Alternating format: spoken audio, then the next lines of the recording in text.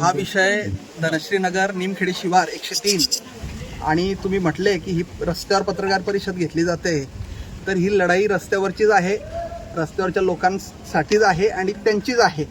आणि यासाठी हा जो धनश्रीनगर इथला जो हा ओपन स्पेसचा विषय आहे, ओपन स्पेस म्हणजे खुला भूखंड, ग्रीन झोनची जागा, म्हणजे यावर हे प्लॉट पाडत असताना ही या ठिकाणी सोडली गेलेली आहे.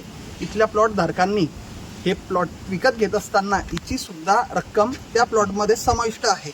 असे असताना 1999 साली या ठिकाणी युवा विकास फाउंडेशन, जे माजी महापौर विष्णू रामदास भंगाळे यांचे ते अध्यक्ष आहे त्याचे, आणि ती संचलित सीताबाई गणपत भंगाळे ही या ठिकाणी माध्यमिक शाळा आहे.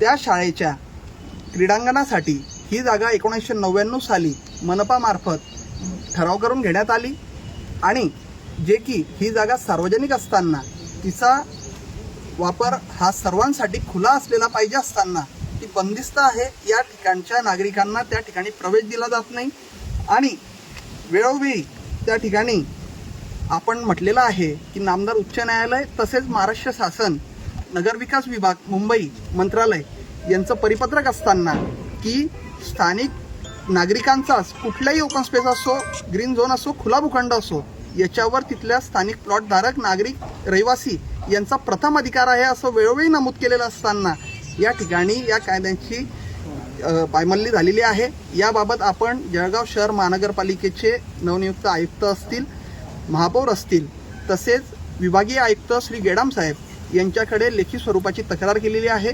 आणि या नागरिकांसोबत आम्ही आमचा इतिहास आहे, जळगाव शहरातील विविध खुले भूखंड असतील, अनेक जागा असतील, यासाठी माझ्या वडिलांनी वेळोवेळी लढा दिलेला आहे आणि म्हणूनच मी देखील यांच्या मदतीसाठी या ठिकाणी उभा आहे आणि प्रशासन दरबारी आता यांची बाजू घेऊन लढणार आहे. आणि मी भंगाळ्यांना आव्हान करणार आहे की आपण गावामध्ये विविध गोरगरीब लोकांच्या छोटे फार काही अतिक्रमण असतील, काही गाड्या गोड्या लावत असतील, त्यांना जाणीवपूर्वक त्रास दिला जातो आहे, तर आपण ते न करता आपली नैतिकता म्हणून पहिले स्वतःच्या जागेचं अतिक्रमण काढावं, ती जागा या लोकांच्या स्वाभिमानाने त्यांना परत द्यावी आणि त्यांना वापर करू द्यावा तिचा. विष्णू भंगाळ्यांची पार्श्वभूमी बघितली तर आतापर्यंत जिकडे सत्ता तिकडे भंगाळे गेलेले हा इतिहास राहिलेला आहे, हे काही नवीन नाही. आणि ते याच्यासाठीच त्यांना सत्तेत जावं लागतं. त्यांनी इतक्या जागा बळकवल्या आहे, इतके त्यांचे अतिक्रमण आहे. याचे त्याचे अतिक्रमण काढणाऱ्यांनी आधी स्वतःच्या हॉटेलचे बेसमेंटमध्ये पार्किंगच आहे की त्या पार्किंगच्या जागी काही कमर्शियल हॉल केलेले आहे आणि ते भाड्याने दिले जातात का कॉन्फरन्ससाठी, याचं आत्मचिंतन करावं.